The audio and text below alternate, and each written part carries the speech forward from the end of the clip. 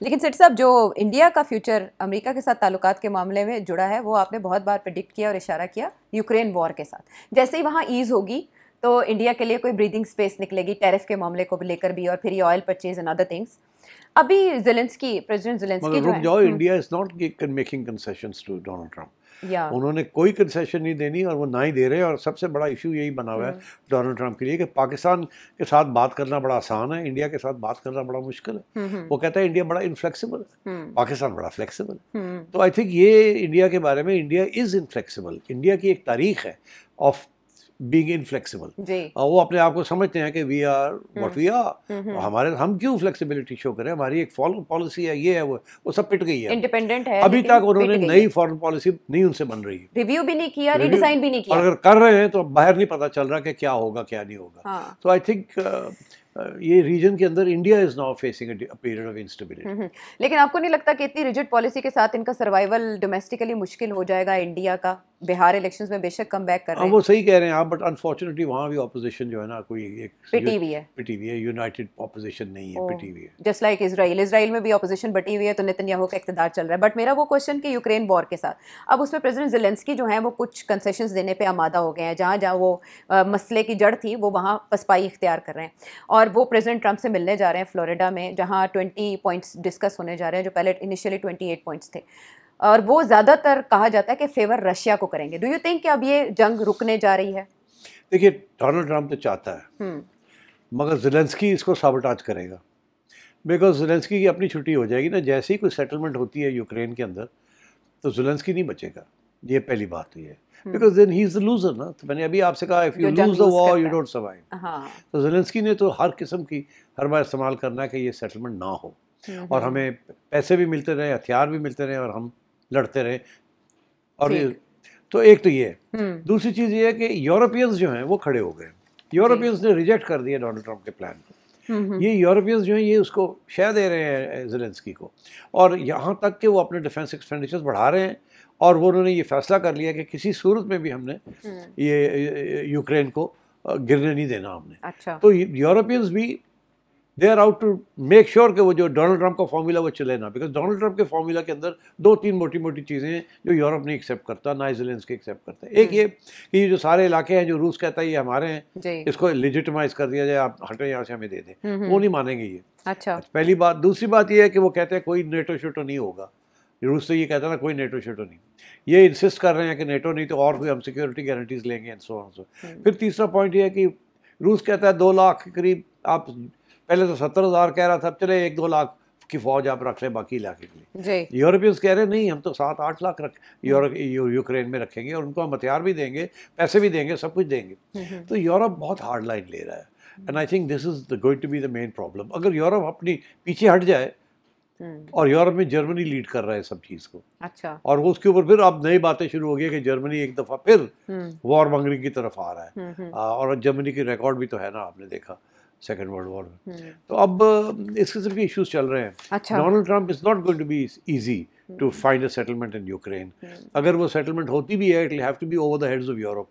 तो फिर यूरोप जो है वो कैसे रिएक्ट करेगा और क्या करेगा, यूएस और यूरोप के रिलेशनशिप का क्या होगा, दैट्स अनदर बिग। और नेशनल सिक्योरिटी पॉलिसी तो बता गई कि क्या करने जा रहा है अमेरिका। नेटो से निकल सकता है, दस्तबरदार हो सकता है यूरोप से मुकम्मल तौर पर, अगर ये बात नहीं बनती, ये कामयाब। इसीलिए यूरोप जो है अब क्या करेगा, अगर ये यूरोप एक्सेप्ट कर लेता है तो फिर अगला कदम ये होगा कि यूरोप जो है ईयू नहीं रहेगा। नेटो पहले प्रेडिक्ट किया था, पहले से आपसे कह रहा हूँ कि नेटो भी नहीं रहेगा, ईयू भी नहीं रहेगा। तो अगर ये हो गया तो फिर वो राइट विंग गवर्नमेंट्स हर जगह पे आ जाएंगी, और इमिग्रेशन और रेसिज्म और ये सब चीज़ें बढ़नी शुरू हो जाएंगी, और एवरी कंट्री फॉर इटसेल्फ। अच्छा, that is going to be a very far reaching development. तो इसलिए आई थिंक अगला साल यूरोप के लिए भी बड़ा मुश्किल है, रूस के लिए भी आसान नहीं है। मिडिल ईस्ट के अंदर तो आप देख ही रहे हैं जो हो रहा है। My sense is that Donald Trump is not going to succeed. तो मिडिल ईस्ट की बात जब कर रहे हैं तो ईरान इजराइल वॉर एक बार फिर खतरात मंडला रहे हैं, क्योंकि बेंजामिन नेतन्याहू प्रेसिडेंट ट्रंप से मिलने जा रहे हैं रिपोर्टेडली, और वो उनको कन्विंस करेंगे कि ईरान क्या कर रहा है। और ईरान की जो फौजी तैयारियां हैं उसके बारे में तो उनके प्रेसिडेंट ने भी कहा है कि हम माजी की निस्बत ज़्यादा मजबूत है, ज़्यादा अच्छे हैं फौजी लिहाज से। सो एक और कॉन्फ्लिक्ट दोबारा? यस, इजराइल की पूरी कोशिश है कि ये जो गाजा के अंदर अमेरिकन एजेंडा है इसको न्यूट्रलाइज करने का, वो फेल हो जाए। ओके। ताकि इजराइल जहाँ बैठा हुआ बैठा रहे और फिर देखा जाएगा। So they want to divert the attention away from Gaza, they want to move to Iran. और ईरान को पता है, उसका बयान भी आ गया उनके प्रेसिडेंट का कि हमें एहसास है इस बात का कि अब वो फिर कुछ ना कुछ हमारी जंग इजराइल, अमेरिका और यूरोप के साथ और यूरोप के साथ, तीनों के साथ। तो दैट टेल्स यू कि जंग तो होगी। और फिर आप समझ लें क्या होगा। Europe will support Israel, America जो है वो कोशिश करेगा कि इजराइल ये ना काम करे, मगर इजराइल का जो प्रेशर होगा it will be bearing on America, और शायद ये लिमिटेड स्ट्राइक्स अगेंस्ट ईरान फिर कर दे। तो ईरान तो इस दफ़ा वापस मिसाइल्स मारेगा, उन्होंने अपनी स्टॉक पाइलिंग कर ली है।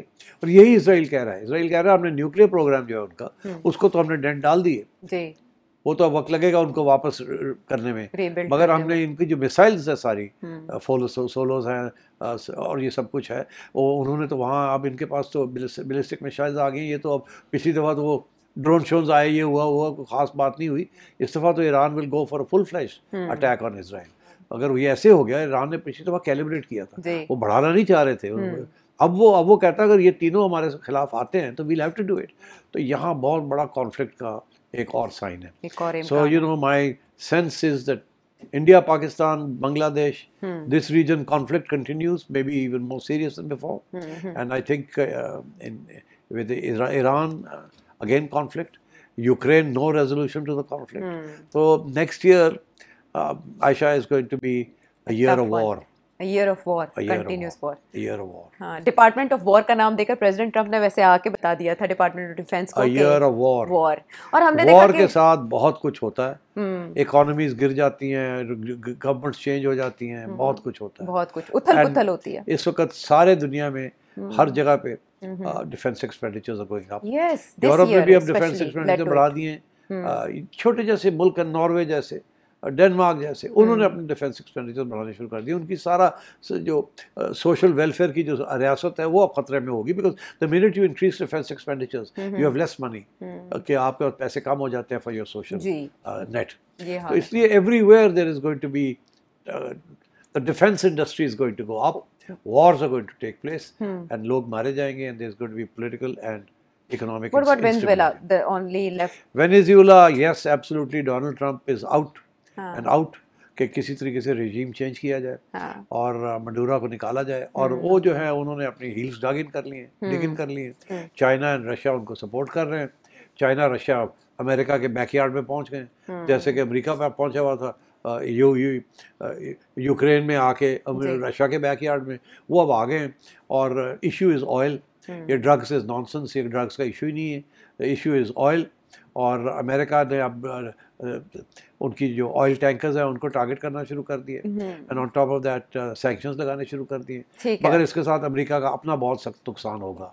अब देखिए, आज एक बड़ी इंपॉर्टेंट इस पीस ऑफ इंफॉर्मेशन हमें ये मिली है कि अमेरिका के अंदर जो बहुत सी ऐसी रिफाइनरीज हैं जिनके पुराने ज़माने से लेके आज तक वो वेनेजुएलन क्रूड ऑयल को रिफाइन करती थी। अच्छा। और दे बिल्ट फॉर दिस। अगर ये वेनेजुएला ने अपना ऑयल एक्सपोर्ट करना अमेरिका को बंद कर दिया, और ये अमेरिका ने सैंक्शंस लगा दिए on the import of Venezuelan oil, तो वो भी सारी बंद हो जाएंगी, और वो फिर और भी अमेरिका को भी नुकसान होगा। तो ये जिस किस्म की जो पॉलिसीज चल रही हैं, they are capable of damaging all sides. और ये जो जैसे अगर टैरिफ्स है, आपने टैरिफ बढ़ाया, मैंने आवाम को मसला बन गया, जैसे ही आप टैरिफ बढ़ाते हैं तो चीज़ें महंगी होनी शुरू हो जाती हैं, तो वो तो आपका भी नुकसान हो जाता है। जी जी। इसी तरीके के साथ अब आप अगर उस वेनेजुएला को आप टारगेट करेंगे तो उसके बाद फिर यही होगा कि आपकी अपना तेल जो है महंगा हो जाएगा, राइट, एंड सो ऑन। तो ये everything is linked together in this global village. अब जाके अटैक करना, इधर करना, ये करना, और ये डोनाल्ड ट्रंप की तो पॉलिसी ये थी कि मैंने तो वॉर्स खत्म करने, बट हो क्या रहा है, he may end up leading to more wars. खत्म करने का तरीका उनका ठीक नहीं है। और फिर मिड टर्म भी होने जा रहे हैं यूएस में, तो ब्रेक से पहले अगर आप प्रेडिक्ट करें तो मिड टर्म होने जा रहे हैं। मैं आपको बताऊं, आप ज़ोहरान ममदानी की जो विक्ट्री है उसको अंडर एस्टिमेट ना करें।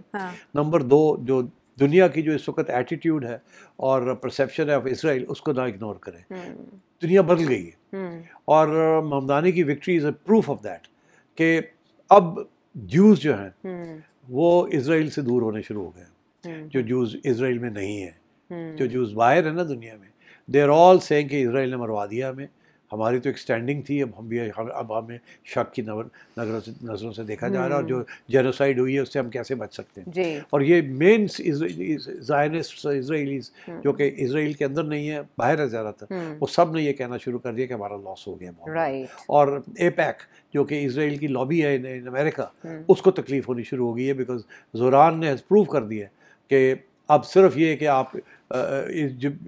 आप इसराइल की लॉबी के सपोर्ट के बगैर कोई जीत ही नहीं सकता, इज प्रूव। और यंग लोग जो हैं they are all very critical, Gen Z ने तब चेंज कर दिया सारा कुछ, सारा तो आई थिंक मंजरनामा।